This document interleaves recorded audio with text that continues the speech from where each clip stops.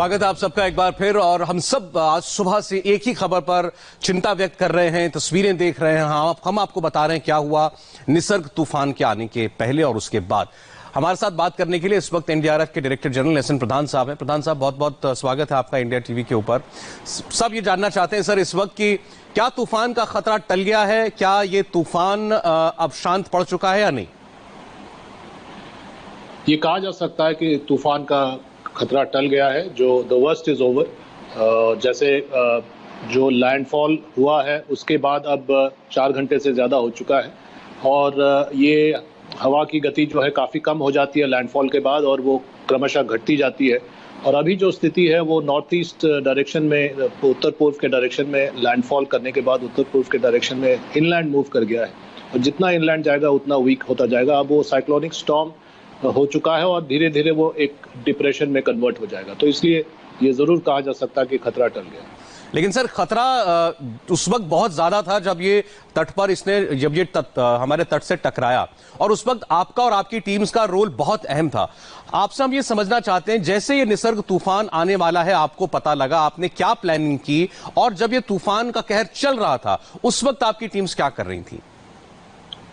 देखिए, हमारा जो प्लान होता है, जो रणनीति होती है, जो स्ट्रैटेजी होती है, वो 3 फेज में होती है, before, during and after. Event से पहले यानी तूफान से पहले, तूफान के दौरान और तूफान के बाद। तूफान की बाद की स्थिति अब तो बनेगी और आने वाले दिनों में हम लोगों को और भी दिन रहना पड़ेगा। जैसे कि अम्फन तूफान में अभी भी हमारी टीमें कोलकाता में और साउथ बंगाल के तटीय जिलों में काम कर रही है। इसी तरह से यहाँ भी रहना पड़ेगा।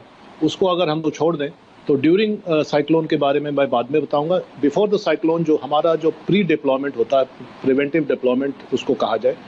प्रिवेंटिव इसलिए कहा जाता है क्योंकि उसमें हम लोग कोशिश करते हैं कि जो हमारा जो मेन टारगेट होता है कि जान की क्षति नहीं के बराबर हो या नहीं हो, zero casualty is the main priority. और उसी के चलते हम लोग समय रहते पहुंच जाते हैं।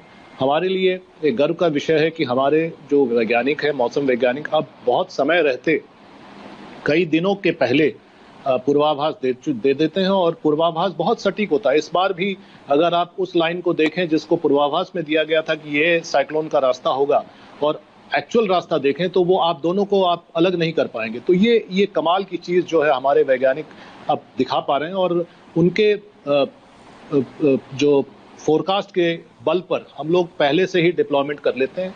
स्टेट गवर्नमेंट से समन्वय करके हम लोग ये पूछ लेते हैं कि कहाँ आपको डिप्लॉयमेंट चाहिए और कितनी तादाद में चाहिए, और जितनी तादाद में मांगते हैं अगर हमारे पास क्षमता है, अगर आखिरी टीम भी बची हुई है तो हम देते हैं, अगर दूसरा एंगेजमेंट नहीं है। तो यही हुआ। जितनी टीमें गुजरात सरकार ने मांगी, जितनी टीमें महाराष्ट्र सरकार ने मांगी, उसमें से एक भी नंबर कम नहीं किया गया और पूरी की पूरी टीम वहां पहुंचाई गई। यहाँ तक कि आज तूफान आया और कल रात में हमारी 10 टीमें, बठिंडा से 5 टीमें एयरलिफ्ट हुई और 5 टीमें विजयवाड़ा से एयरलिफ्ट हुई और उनको पहुंचाया गया। तो हमारी तैयारी मुकम्मल करने के लिए हम लोग वेल इन टाइम प्रिपेयर करते हैं। और जो जान माल की सुरक्षा में, जान की सुरक्षा की बात मैंने कही, उसमें इवैक्यूएशन का बड़ा अहम रोल रहता है, स्पेशली साइक्लोन में। तो इवैक्यूएशन अगर समय रहते और डिलीजेंस के साथ किया जाए, सही तरीके से किया जाए तो। और जो आखिरी बात मैं कहना चाहता हूं कि इसमें मुश्किल होती है क्योंकि गरीब आदमी जो है अपना घर छोड़ के जल्दी नहीं जाना चाहता। और वेस्टर्न कोस्ट में, ईस्टर्न कोस्ट में अब लोगों को आदत पड़ चुकी है साइक्लोन झेल कर कि वो जानते हैं कि साइक्लोन शेल्टर में जाना पड़ता है, आदत हो गई। लेकिन वेस्टर्न कोस्ट में ये बात नहीं है। तो ये थोड़ी सी मुश्किल जरूर आई थी। कल रात भर हमारी टीमें इसमें लगी रही और आज सुबह तक लगी रही, लेकिन इसका नतीजा ये हुआ कि नहीं के बराबर अभी तक जो खबर है जीरो कैजुअलिटी है। अगर होगा भी तो I think it will be minimal. जी, शायद सर कहीं से एक मृत्यु की खबर है, वो भी अभी कंफर्म नहीं है। तो इस लिहाज से आपकी जो प्री प्लानिंग थी उसका असर दिखाई दे रहा है कि लॉस ऑफ लाइव्स लगभग न के बराबर है। इसके लिए आपको बधाई। आपने बताया पहले फेज में, प्री साइक्लोन फेज में आप इवैक्यूएट करते हैं और बाद में जो नुकसान होता है साइक्लोन के बाद उसका अंदाजा आप धीरे धीरे लगेगा। क्या कभी ऐसा मौका इस तूफान के दरमियान आया कि जब ये तूफान चल रहा है तो कहीं कोई फंस गया हो, किसी को बचाना पड़ा हो, उस वक्त आपकी टीम को उतरना पड़ा हो मैदान पर? ऐसे कई इंसिडेंट्स हुए हैं जब इवैक्यूएशन के समय ही लोग आपको मैंने बताया कि लोग जल्दी छोड़ के जाना नहीं चाहते। बाद में उनके रिलेटिव्स बताते हैं कि वो वहाँ पर रुका हुआ है और वहाँ घर के छत पर बड़ा डेंजर है और हवा में छत हिल रहा है या टिन हिल रहा है या छप्पर हिल रहा है। तो ऐसे भी कुछ इंसिडेंट्स छोटे मोटे हुए हैं। ये बहुत तादाद में नहीं हुए क्योंकि इवैक्यूएशन समय रहते हो गया, लेकिन उनको फिर जाके निकालना पड़ा क्योंकि जैसा कि मैंने कहा, गरीब अपना घर छोड़ना नहीं चाहता, अंडरस्टैंडेबल है और ये एक संवेदनशील बात है, किसी को फोर्स भी नहीं किया जा सकता, समझा कर ही लिया जा सकता है। तो ऐसी कुछ छोटी मोटी वारदातें हुई या फिर लोग रोड्स पे घूम रहे थे, मोटरसाइकिल में कोई घूम रहा था कि मेडिसिन लेने जाना है तो उसको समझाना पड़ा कि भाई मेडिसिन से पहले आपके ऊपर पेड़ ही गिर जाएगा या तार ही गिर जाएगा तो फिर मेडिसिन का क्या करोगे। तो ये सब ये होता है हर जगह और ये इसमें भी हुआ है, लेकिन ये छुटपुट घटनाएं हैं। ओवरऑल जो है स्टेट एडमिनिस्ट्रेशन और सेंट्रल एडमिनिस्ट्रेशन और एनडीआरएफ की टीमों के समन्वय से इवैक्यूएशन बहुत अच्छी तरीके से हुआ, जिसका फलाफल मुझे लगता है हम लोगों को मिला। सर ये और बता दें, क्योंकि यहाँ हम लोग तो जैसे दिल्ली नोएडा में बात कर रहे हैं, हम लोगों को नहीं पता जब साइक्लोन जैसी चीज आती है, जैसे आप महातूफान हम लोग कहते हैं, तो उस वक्त होता क्या है, सबसे ज्यादा नुकसान किस चीज से होता है। हमने देखा पेड़ गिर गए, कहीं घरों के ऊपर की छतें, टीन शेड्स होते हैं वो उड़ गए। सबसे घातक क्या होता है? देखिए, सबसे घातक होता है हवा का रुख जो होता है, हवा का स्पीड। जो साइक्लोन में हवा की स्पीड होती है वो एक चक्रवात कहते हैं। ये चक्रवात ये चक्र की तरह चलता है और ये इसमें घातक क्षमता होती है, मारक क्षमता होती है। तो इसलिए ये जो ट्री को अपरूट करता है या तार बिजली के खंभे को अपरूट करता है या टेढ़ा मेढ़ा कर देता है, ये अपने आप में एक मारक क्षमता इतनी ज्यादा है कि उसके रास्ते में जो भी आएगा वो हिल जाएगा या गिर जाएगा या मारा जाएगा। तो ये हवा इसलिए उसमें मारक क्षमता होती है क्योंकि वो समंदर के ऊपर से आता है और जो आर्द्रता होती है, नमी होती है, उसको जमा करता है और जितना जमा करता है उतना भारी हो जाता है हवा, और हवा का भारीपन जो है वो घातक सिद्ध होता है। ये अच्छी बात है कि ये 120 किलोमीटर प्रति घंटा अपर लिमिट था और रायगढ़ में कुछ इलाकों में ये 125-130 तक भी गया है। लेकिन अच्छी बात है कि बहुत लिमिटेड क्षेत्र में, बहुत लिमिटेड एरिया में डैमेज असेसमेंट थोड़ा बहुत प्रिलिमिनरी मुझे ग्राउंड से मेरे कमांडर्स दे रहे हैं, उसमें यह पता चल रहा है कि ज्यादातर नुकसान रायगढ़ जिले में हुआ। तो आप ये कह सकते हैं कि इतने बड़े एक कोस्ट लाइन में अगर एक जिले में सबसे ज्यादा नुकसान हुआ है तो ये एक तरह से एक अच्छी सौगात है और अच्छी बात है कि ज्यादा नुकसान नहीं हो पाया। पोटेंशियल इसमें ज्यादा भी हो सकता था।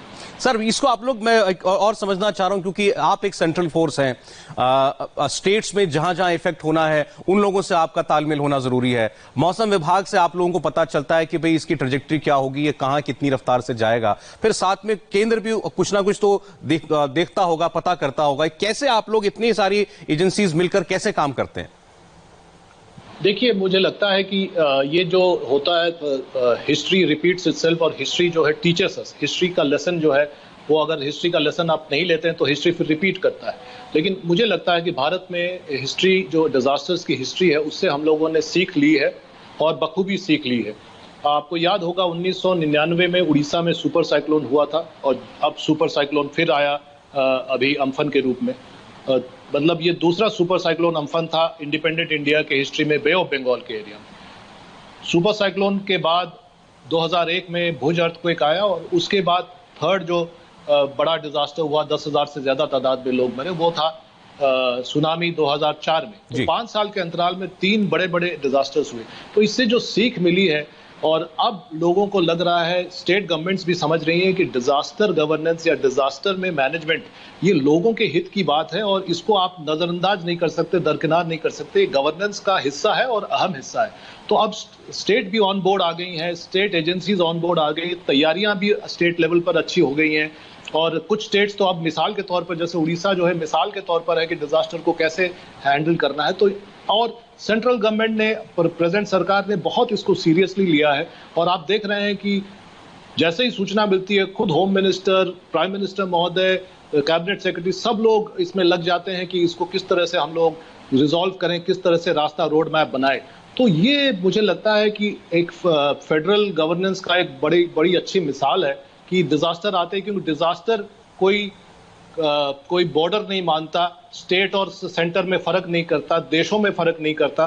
तो हम लोग क्यों फर्क करें? तो इसलिए सेंटर और स्टेट अब ऑन बोर्ड आ जाते हैं और इसकी एक मिसाल निसर्ग साइक्लोन में भी सिद्ध हुई है कि स्टेट गवर्नमेंट्स और central government on the same page आए हैं और मिलकर काम हुआ है, तब जाके एक successful negotiation of a cyclone हो पाया है। बहुत अच्छी बात है सर, ऐसा अगर हो रहा है तो। और आपका ज्यादा समय नहीं लेंगे हम, आपको अपने ग्राउंड वर्कर्स के साथ भी टच में रहना होता होगा, आप फीडबैक लेंगे आगे क्या करना है, और आगे अब जो भी काम होगा नुकसान का जायजा लेने के बाद, उसके लिए आपको शुभकामनाएं देते हैं हम कि इससे बहुत कम नुकसान हुआ हो और जो हुआ उसकी भरपाई भी जल्द हो जाए। बहुत बहुत शुक्रिया आपका हमें समय देने के लिए। धन्यवाद। धन्यवाद सर। और आइए अब आपको मुंबई की एक तस्वीर दिखाते हैं। मुंबई का एयरपोर्ट आपको हमने बताया थोड़ी देर के लिए बंद किया गया था, उसकी वजह अब सामने आई है। मुंबई में रनवे पर एक जहाज फिसल गया। देखिए उस वक्त की तस्वीरें दोपहर में मुंबई में जब निसर्ग तूफान टकराया, उस वक्त ये जहाज लैंड कर रहा था। तेज हवा चल रही थी, भारी बारिश हो रही थी, और लैंड करते ही रनवे पर ये जो विमान है फिसलने लगा, स्लिप होने लगा। ये एक प्राइवेट प्लेन है और बेंगलुरु से मुंबई के छत्रपति शिवाजी टर्मिनस पर लैंड हो रहा था, और लैंडिंग के वक्त ही चूंकि बारिश थी, हवा थी, रनवे पर भी पानी रहा होगा, ये फिसलने लगा। आप देख सकते हैं जब ये उतर रहा है जहाज तो इसके आसपास कैसे पानी की बौछारें हो रही हैं। ये देखिए इसमें अचानक ये देखिए, आप देख रहे होंगे कि ये जहाज घूमा, पहले सीधा आ रहा है, लैंड करने के बाद सीधा चल रहा है, और उसके बाद अचानक से घूम जाता है। एयरलाइंस की भाषा में इसको ओवरशूट भी कहते हैं, कि जहां तक इसको जाकर के रुक जाना चाहिए था वहां पर ये विमान नहीं रुका और आगे चला गया। इसका मतलब कंट्रोल छूट गया पायलट का जहाज के ऊपर से। उसकी वजह ये बारिश और तूफान ही बना। लेकिन जैसे ये जहाज घूम रहा है, और राहत की बात ये रही कि इसकी वजह से फ्लाइट ऑपरेशंस में बाद में कोई दिक्कत नहीं आई, क्योंकि मौके पर मौजूद अथॉरिटी के लोगों ने इस प्लेन को तुरंत रनवे से हटा दिया। अब खबर यह है कि करीब 6 घंटे फ्लाइट ऑपरेशंस रोकने के बाद शाम 6 बजे से मुंबई एयरपोर्ट पर फ्लाइट ऑपरेशंस नॉर्मल हो गए हैं। लैंडिंग और टेक ऑफ दोनों ही हो रहे हैं जहाज़ों के। लेकिन वजह जो थी, जिस वजह से ये खतरा महसूस किया गया, वो ये जहाज़ था और इसकी लैंडिंग थी जब एयरपोर्ट पर सारे विमानों का उतरना या उड़ना बंद कर दिया गया था कई घंटों के लिए।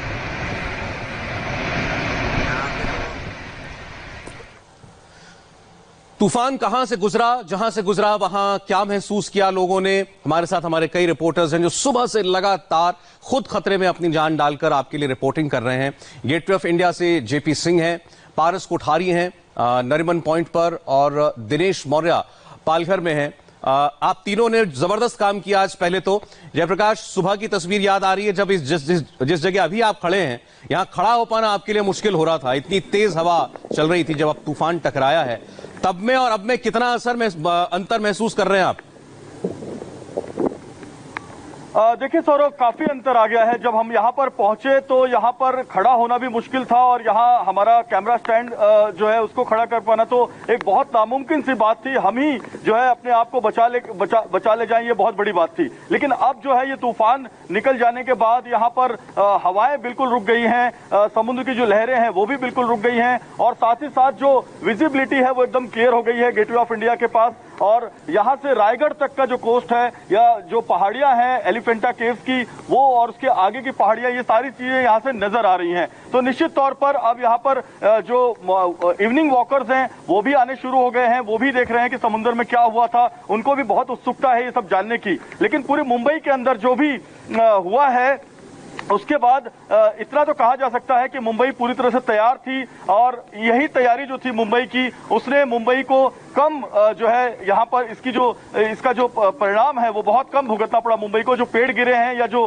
करंट लगने की घटनाएं हुई हैं, वो तो इतनी ज्यादा हवा बहने के बाद ये सब चीजें नॉर्मल है, लेकिन जनहानि जो है वो बिल्कुल नहीं हुई है मुंबई में, ये सबसे बड़ी बात है। लोग बाग निकल आए, अभी आपकी तस्वीरों में हमने देखा इवनिंग वॉक के लिए लोग अब निकल गए हैं। सोचिए सुबह यह हालत थी कि लोग अपने घरों के अंदर बिल्कुल कैद थे। प्रशासन की सख्त हिदायत थी कि कोई घर के बाहर कदम ना रखे, जान का खतरा है। और अब देखिए कुछ घंटों के अंदर ही कैसे स्थिति सामान्य भी हो गई जैसे तूफान गुजरा है। पारस, अब मुझे आप बताइए, आप दिन भर आज इस तूफान के बीच सड़क पर रहे हैं, आपने क्या क्या देखा, और सबसे खतरनाक मंजर अगर कोई आपको याद आ रहा हो आज पूरे दिन का?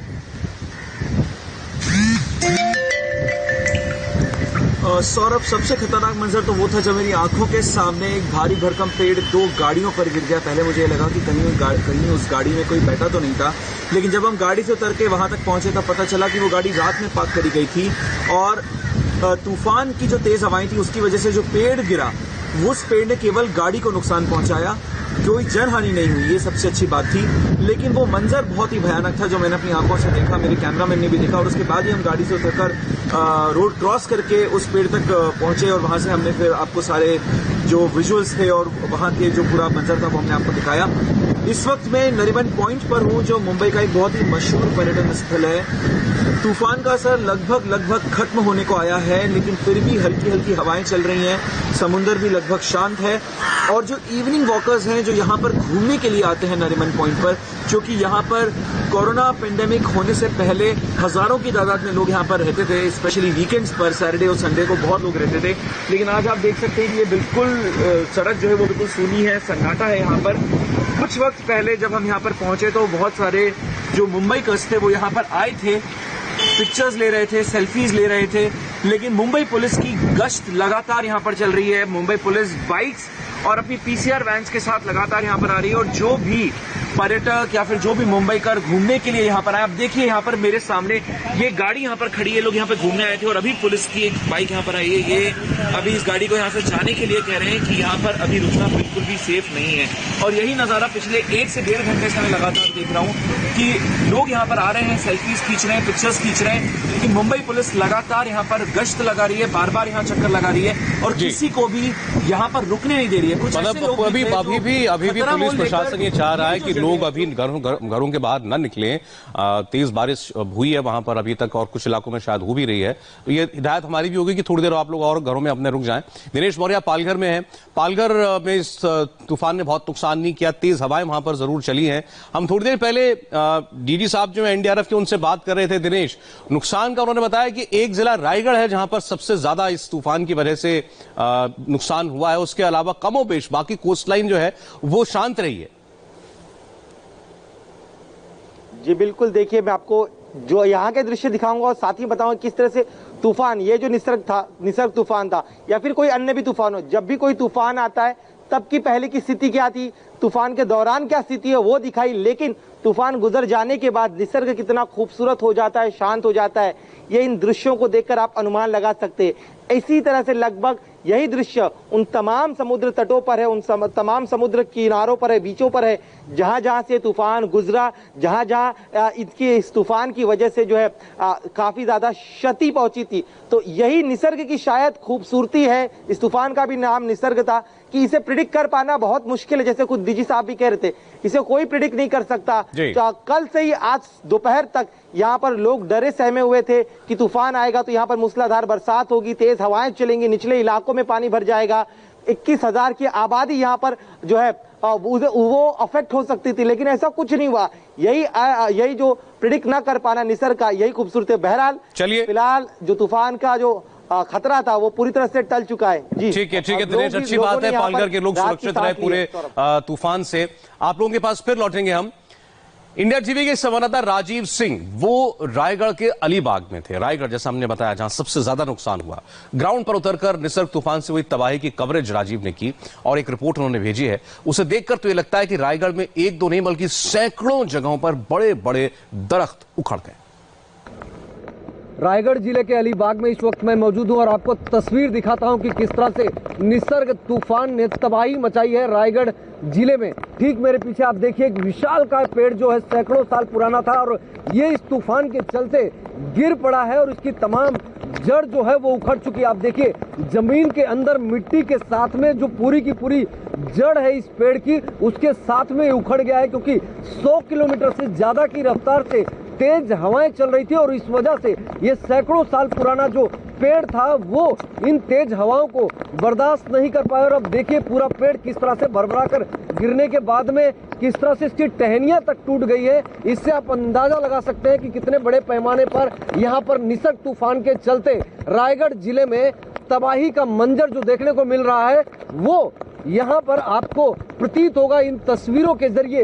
किस तरह से आप सामने देखिए किस तरह से नारियल के बड़े बड़े झाड़ है जो तेज हवाओं के चलते हिल रहे हैं। इनको देखकर ऐसा लगता है कि जैसे ये झाड़ किसी भी वक्त गिर सकते हैं और ऐसी तमाम तस्वीरें भी सामने आ रही है। जाहिर बात है कि जिस तरह की तस्वीर है वाकई में बेहद डरावनी है, क्योंकि इसके पहले लगभग 100 साल पहले तक इस तरह का ऐसा कोई तूफान मुंबई और उसके आसपास के जिले में कभी देखने को नहीं मिला था। लेकिन जिस तरह से निसर्ग तूफान आया और साथ में लगातार बारिश भी हो रही है, तो उसका असर यहाँ पर दिखाई दे रहा है। इस सड़क पर नजर दौड़ाइए, जहां तक आपको नजर जाएगी सिर्फ और सिर्फ पेड़ों की टहनियां सड़क पर नजर आएगी। और सामने देखिए किस तरह तेज हवाओं के चलते जो नारियल के पेड़ हैं इतनी जोर से हिलते हुए आपको नजर आएंगे। ऐसा लगता है कि जैसे ये नारियल के पेड़ किसी भी वक्त जमीन पर गिर सकते हैं और अगर कोई शख्स इसके नीचे से गुजर रहा है या कोई वाहन नीचे खड़ा हो, पार्किंग में हो या कोई वाहन यहाँ से पास हो रहा हो, तो कोई बड़ा हादसा भी हो सकता है। और इसी वजह से प्रशासन ने लोगों को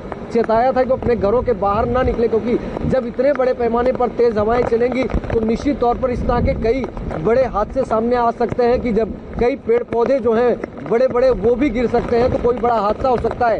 एसपी दफ्तर के बाहर की तस्वीर आपको दिखाता हूं कि किस तरह से आप देखिए यहाँ पर एसपी दफ्तर के सामने की ये जो सड़क है, यहाँ पर भी आपको बड़े पैमाने पर पेड़ों की टहनियां गिरी हुई नजर आएंगी। और सामने जो है एसपी कार्यालय है रायगढ़ जिले का, यहाँ पर ये स्थिति है। तो आप अंदाजा लगा सकते हैं कि पूरे जिले में बाकी हिस्सों में किस तरह से जो है बड़े पैमाने पर इस निसर्ग तूफान ने कहर ढाया है। ठीक मेरे पीछे की तस्वीर देखिए, एक बड़ा सा विशालकाय पेड़ जो कि सैकड़ों साल पुराना है, पूरा का पूरा पेड़ जो है वो धराशायी हो गया है। और यहाँ पर अब इस जिले में तमाम इलाकों में जो सरकारी अधिकारी हैं वो अब इन गांवों में जाकर, शहरों में जाकर मुआयना करेंगे, जानने की कोशिश करेंगे कि कितने बड़े पैमाने पर आखिर ये नुकसान हुआ है। क्योंकि जिले में एक शख्स की मौत की भी खबर सामने आ रही है। हमारे साथ में इस पूरे मसले पर बात करने के लिए जो कलेक्टर हैं निधि चौधरी, वो भी साथ में हैं। आप लोग अभी तमाम इलाकों में जाएंगे, जानकारी इकट्ठा करेंगे कि कितने बड़े पैमाने पर नुकसान हुआ है, क्योंकि जो हमने देखा वो है कि बड़े पैमाने पर सड़कों पर पेड़ गिरे हैं, फल का नुकसान हुआ है, किसानों का नुकसान हुआ है। निश्चित तौर पर ये साइक्लोन का स्पीड जो है 120 किलोमीटर प्रति आवर के लगभग था और कुछ जगहों पर इससे भी ज़्यादा था। हमारे पूरे कोस्टल भाग में हॉर्टिकल्चर काफ़ी हद तक है, सुपारी के, आम के, नारियल के और कैश्यू के भी बहुत सारे पेड़ गिरे हैं। पेड़ों का नुकसान बहुत बड़े पैमाने पर हुआ है। अगले 2 दिनों में जो पेड़ों का नुकसान हुआ है उसका पंचनामा करके सरकार के पास ये सारी इंफॉर्मेशन, पूरा डैमेज असेसमेंट करके भेजा जाएगा। इसके अलावा काफ़ी घरों को, टिन शेड वगैरह के कारण से कच्चे घरों को काफी नुकसान हुआ है, उसका मुआयना किया जाएगा। मौसम शांत भी होता है तब भी घर से बाहर ना निकले। कंक्रीट का प्रॉपर रूफ हो, जहां शेल्टर प्रॉपर हो वहीं पर रहें जब तक कि प्रशासन आगामी सूचना न दे। बिल्कुल, आगामी सूचना तक घरों से बाहर ना निकले। लेकिन तस्वीर एक बार फिर आपको दिखाते हैं। आप यहाँ पर देख सकते हैं किस तरह से जो फल बागान थे उनका कितना बड़े पैमाने पर नुकसान हुआ है। आपको सड़क पर बड़े पैमाने पर आम गिरे हुए नजर आएंगे और यहाँ पर इसको देखकर आप अंदाजा लगा सकते हैं कि पूरे जिले में किस तरह से तबाही हुई है। और सामने देखिए किस तरह से बड़े पैमाने पर जो है पेड़ों की टहनियां टूट टूट कर गिरी हुई है और कई ऐसे केबल्स हैं जो कि नीचे गिर गए हैं। और इसी तरह के केबल में आने की वजह से एक शख्स जो है वो चपेट में आ गए, जिसकी वजह से एक मौत भी हो गई। आप देखिए, क्योंकि तूफान थम गया है, लोग अब अपने घरों से बाहर निकल रहे हैं और खुद ये मंजर देख रहे हैं, क्योंकि इसके पहले उन्होंने शायद इस तरह की कोई तस्वीर देखी होगी, कभी जिले में इतने बड़े पैमाने पर तूफान आया होगा। कई ऐसे केबल आप देख सकते हैं कि जो जमीन को टच कर रहे हैं ये, और इन्हीं केबलों के चलते जो है एक शख्स जो है वो करंट की चपेट में, उसकी मौत हो गई। स्थानीय लोग भी। सर ये बताइए, कभी आप लोगों ने इस तरह का इतना बड़ा तूफान देखा था? कभी नहीं, ऐसा कभी नहीं देखा आज तक। तो अभी आज जब इतने बड़े लेवल पर ये निसर्ग साइक्लोन आया तो उसको देखकर कितने बड़े पैमाने पर आप लोगों का नुकसान हुआ है, क्या इफेक्ट हुआ है, क्या दिख रहा है? ये हमारा ऑफिसर क्वार्टर्स है, इधर हम रहते हैं, T1 T2। इधर बहुत सारे पेड़ थे, वो पूरा पेड़ गिर गया। इतना जोर से तूफान था, इतना जोर से तूफान था, देख के भी डर लगता था। कितनी तेज हवाएं चल रही थी, कुछ आप लोगों ने देखा? बहुत तेज है, मतलब 120 प्रति घंटा इतनी होगी। तो घर में बच्चे थे, कुछ एक डर भी लगता है कि इतना बड़े पैमाने पर तेज हवाएं चल रही है। अभी आप देख रहे हैं इतनी डाली टूटी है, तो डर तो लगता ही नहीं, और बहुत डरे हुए थे। बिल्कुल, जो छोटे छोटे बच्चे थे घरों में, लोग कहीं ना कहीं उन चीज़ों को लेकर डरे हुए थे। आप देख सकते हैं कि अब ये तूफान थमने के बाद में लोग घरों से बाहर आ रहे हैं, निकलकर खुद देख रहे हैं कि आखिर किस तरह से सड़कों की स्थिति है, घर के बाहर की क्या स्थिति है। आप देखिए यहाँ पर केबल आपको जो इलेक्ट्रिक पोल का है वो उखड़ा हुआ नजर आएगा, सड़क को टच कर रहा है आगे की तरफ जाकर। तो जाहिर बात है कि अब इस तरह से बड़े पैमाने पर नुकसान हुआ है। रायगढ़ जिले में लगभग हर एक गांव की यही तस्वीर है। फिलहाल अब इसका असेसमेंट किया जा रहा है कि कितने बड़े पैमाने पर नुकसान हुआ है और उसके बाद में जिन लोगों के लिए कहीं ना कहीं बड़े पैमाने पर नुकसान की बात सामने आ रही है, प्रशासन उनके लिए क्या कुछ करेगा। हालांकि प्रशासन दावा कर रहा है कि हर एक शख्स तक मुआवजा पहुंचाया जाएगा, हर एक शख्स की मदद की जाएगी, लेकिन आने वाले समय में बातें पता चलेगी। फिलहाल जिस तरह की तस्वीर सामने आई है निसर्ग तूफान के चलते, वो बेहद चौंकाने वाली है, क्योंकि पिछले 100 साल में शायद इतने बड़े पैमाने पर महाराष्ट्र में किसी भी जिले में इतने बड़े पैमाने पर यह तूफान इस तरह का देखने को मिला हो। कैमरामैन विजेंद्र भदौरिया के साथ राजीव सिंह, इंडिया टीवी, रायगढ़। रायगढ़ में कलेक्टर दफ्तर के अंदर ही पेड़ गिर गए, साथ ही एसपी ऑफिस के अंदर भी तूफान ने एक टिन शेड को उखाड़कर दूर फेंक दिया। देखिए राजीव सिंह की रिपोर्ट। रायगढ़ जिले के एसपी दफ्तर की इमारत का जो शेड है वो तेज हवाओं के चलते उड़ गया। आपको एक्सक्लूसिव तस्वीरें दिखाता हूं। आप देखिए ये जो शेड लगा हुआ है उसका आधे से ज्यादा हिस्सा जो है वो तेज हवाओं के चलते उड़ गया। आप इस तस्वीर को देखकर अंदाजा लगा सकते हैं कि ये सरकारी इमारत है और इस इमारत के छत का जो हिस्सा था उस पर प्लास्टिक का बड़ा शेड लगाया गया था, लेकिन तेज हवाओं के चलते पूरा का पूरा जो शेड है वो उड़ गया। नतीजा आप देखिए यहाँ पर एसपी दफ्तर के अंदर जो है पानी भरा हुआ आपको दिखाई देगा। जाहिर बात है कि जिस तरह से तेज रफ्तार हवाएं चल रही थी निसर्ग साइक्लोन के चलते, उसके चलते कहीं ना कहीं इस तरह के शेड जो है रायगढ़ जिले में कई ऐसे मकानों के भी उड़ गए हैं जो गांव में हैं, जो अलीबाग शहर में है, और ऐसी तस्वीरें जगह जगह से आ रही हैं। ये बेहद चौंकाने वाली है। आप देखिए यहाँ पर आधे से ज्यादा हिस्सा जो शेड का है वो पूरी तरह से उड़ गया है। उसका पता भी नहीं है कि ये टूटकर कहीं अंदर गिरा हो या इमारत के प्रांगण में गिरा हो, ऐसा बिल्कुल नहीं है। हवा इतनी तेज थी कि वो शेड उड़कर कहाँ गया शायद उसका भी अंदाजा नहीं है, क्योंकि 100 किलोमीटर से ज्यादा तेज रफ्तार से